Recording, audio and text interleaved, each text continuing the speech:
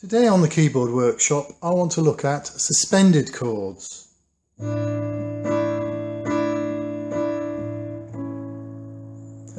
Now these just make your playing more interesting and they make the pieces more interesting. But they tend to come in two types. There's the suspended fourth and the suspended second, called sus4 and sus2.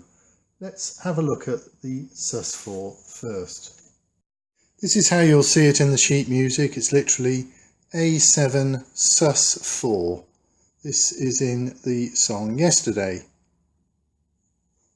So how do you construct a suspended 4 chord? Well, in this case we'll pick the chord of A, so we'll make that first of all A, C sharp and E with an A bass. Now 4 means fourth note in the octave. 1, 2, 3, 4. So if you now replace the C sharp with a D, you get the A suspended fourth.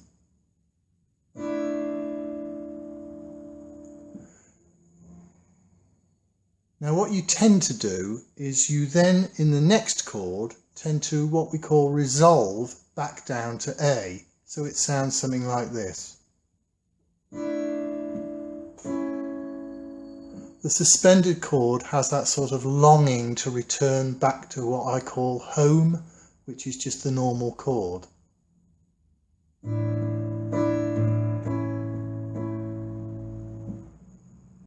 This particular chord used in Yesterday is A7, so we would add a seventh to the A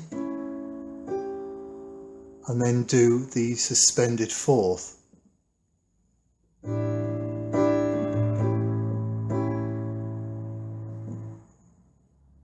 So using the same construction rules, if you had an A sus2, it would be the second note in the octave. 1, 2. So you would play that instead of the A. So it would sound something like this. And once again you'd want to resolve back down to the A after you'd play the A sus2, so it would sound like this.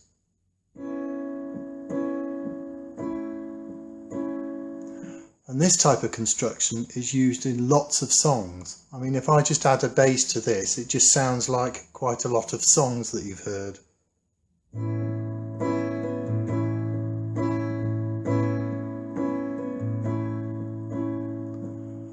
So that's the sus2.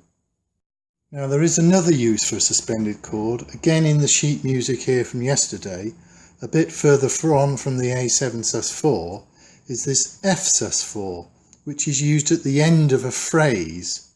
I'll play this phrase now.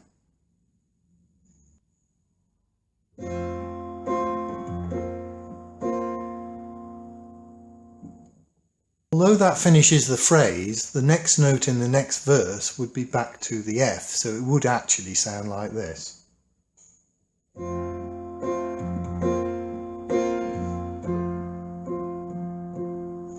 Which is similar to the first use of the suspended chord. So there it is, suspended chords.